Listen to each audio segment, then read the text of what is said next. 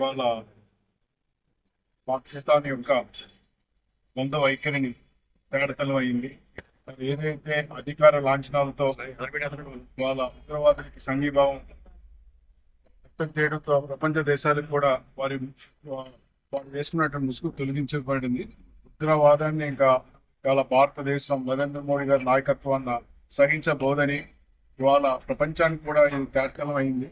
కాబట్టి వాళ్ళ ఇతర దేశాలన్నీ కూడా వారి భారతదేశానికి వారి యొక్క మద్దతు తెలియడం కూడా జరుగుతూ ఉంది.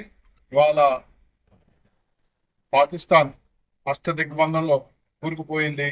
వాళ్ళ మరింత ధీటుగా సమాధానం చెప్పడానికి వారికి అన్ని విధాలా కూడా సహాయ సహకారాలు మనోధైర్యాన్ని కూడా ఆ భగవంతుడు వారికి ప్రసాదించాలని ఆ లక్ష్మీనరసింహస్వామి ఆలయాన్ని ఇచ్చేయడం జరిగింది.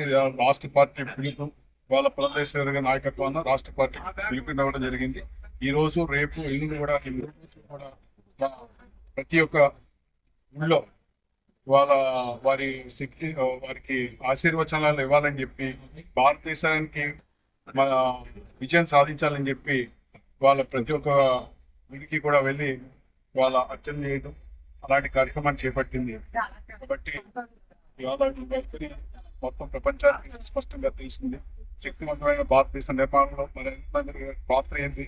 వారు అనేక దేశాలు ఇలాగా దౌత్య సంబంధాలు ఏ విధంగా మెరుగుపరిచారు, ఆర్థిక శక్తిగా దేశాన్ని ఎలా నిర్మాణం చేశారు, అంతేకాకుండా వాళ్ళ ఆయుధ సంపదను కూడా శక్తివంతంగా తయారు చేసి వాళ్ళ సుస్థిర శక్తి దేశంగా వాళ్ళ ప్రపంచాన్ని పరిచయం చేయడం నిజంగా మనందరికీ కూడా గర్వంగా